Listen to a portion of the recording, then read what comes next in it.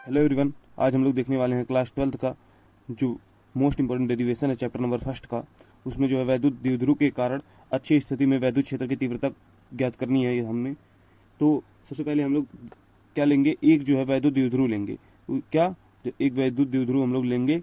अब ये मान लीजिए कि वैद्युत द्विध्रुव जो है ए और बी माना, हम लोग जो है ए और बी वैद्युत द्विध्रुव लेते हैं और इसकी जो लंबाई है वो कितनी है, पहले लंबाई कितनी है इसकी, 2l है। इसकी जो लंबाई है 2l है और जो है इसका जो हम लोग आधा भाग करेंगे, इसका जो मध्य बिंदु है ओ है और तब यहाँ क्या लंबाई बची, एल बची और इसका जो है एल 2l हो गया, दोनों को मिला के 2l हो गया। तो जो मध्य बिंदु लेंगे हम लोग तो इसका एल हो जाएगा, इसका एल हो जाएगा और जो है ओ जो है यहाँ से जो हम लोग मध्य बिंदु से एक आर दूरी पर पी बिंदु हम लोग लेते हैं।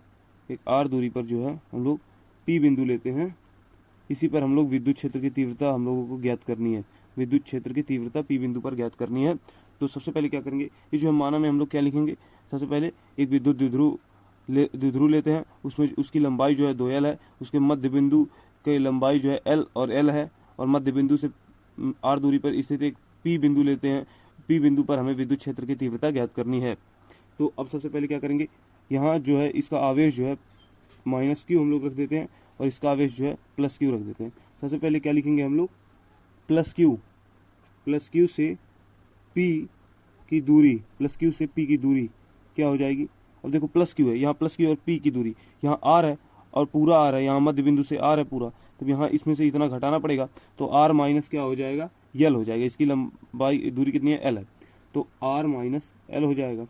और यहाँ जो है -q से p की दूरी, -q से p की दूरी कितनी हो जाएगी, दूरी बराबर जो हो जाएगा, यहाँ कितना है, यहाँ -q है, यहाँ जो है p से मध्य बिंदु की दूरी कितनी r है और ये उससे भी अधिक है तो यहाँ जोड़ना पड़ेगा, प्लस जो होता है यहाँ कितना जोड़ना पड़ेगा, इसकी दूरी कितनी है, l है, तो r प्लस l यहाँ जोड़ना पड़ेगा।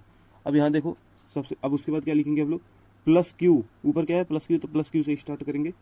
+q के कारण p पर तीव्रता जो है क्या होगी, +q के कारण p पर तीव्रता। अब जहाँ पहले जो है हम लोग विद्युत क्षेत्र की तीव्रता E1 मानते हैं इसको, +q वाले को, यहाँ E1 बराबर 1/4πε0, कूलम का नियम ही लग रहा है, 1/4πε0। आवेश क्या है, q है, q, और इसके बाद इसकी दूरी कितनी है, r माइनस दूरी का स्क्वायर होता है r माइनस l का होल स्क्वायर। तो यहाँ ये इसको क्या मानते हैं, इक्वेशन नंबर 1 समीकरण 1 मानते हैं और उसके बाद -q के कारण अगला लिखेंगे, -q के कारण P पर तीव्रता जो है ये क्या हो जाएगा, इसको हम E2 मानेंगे। E2 बराबर 1/4πε0, उसके बाद Q R plus L square, यहाँ प्लस था एल स्क्वायर हो जाएगा, यहाँ क्या था प्लस था, R प्लस एल स्क्वायर हो जाएगा। समीकरण नंबर 2 है।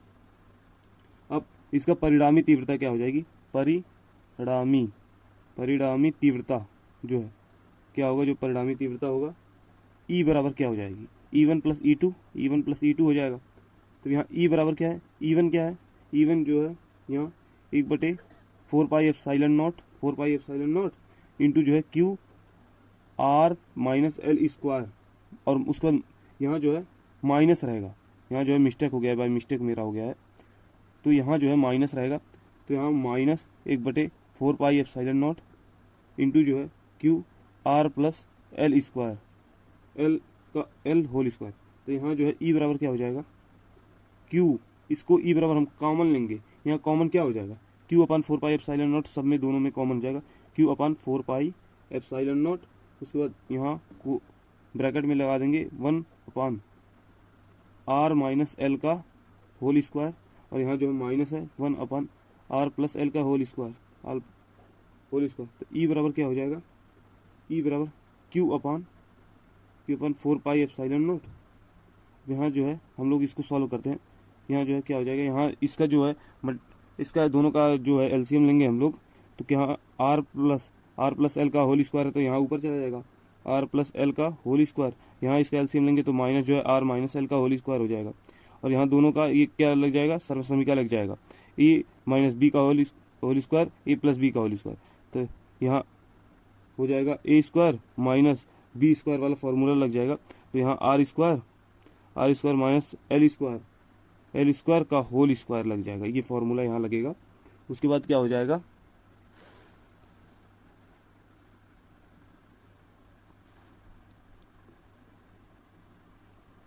उसके बाद हम लोग जो है ई बराबर क्या लिखेंगे, Q upon 4 pi epsilon naught.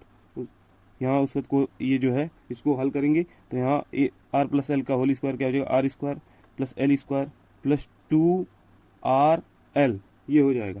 उसके बाद ये माइनस ऐसे का ऐसे रहने दो। उसके बाद क्या हो जाएगा, R square plus L square minus 2RL, यहाँ भी हो जाएगा। और उसके बाद क्या हो जाएगा, R square minus L square का होल स्क्वायर, ये लास्ट में हो जाएगा। तो यहाँ ई बराबर क्या हो जाएगा, Q upon 4 pi epsilon naught. उसके बाद यहाँ R square plus L square plus 2RL, ये जो माइनस का सब में गुणा कर दो, minus R square minus L square, minus minus हो जाएगा प्लस, प्लस 2RL, यहाँ हो जाएगा R square minus L square का होल स्क्वायर। तो यहाँ कटने वाला क्या क्या है, आर स्क्वायर से आर स्क्वायर कट जाएगा, एल स्क्वायर से एल स्क्वायर कट जाएगा और 2RL जुड़ जाएंगे। तो यहाँ क्या हो जाएगा, ई बराबर Q upon 4 pi epsilon naught उसके बाद 2RL 4RL अपान जो है R square minus L square का होल स्क्वायर। अब हम लोग चूंकि यहाँ जो है एल नग्न है जो है आर से, एल बहुत ही छोटा है आर से, तो हम लोग माना एल जो है बहुत ही छोटा है आर से।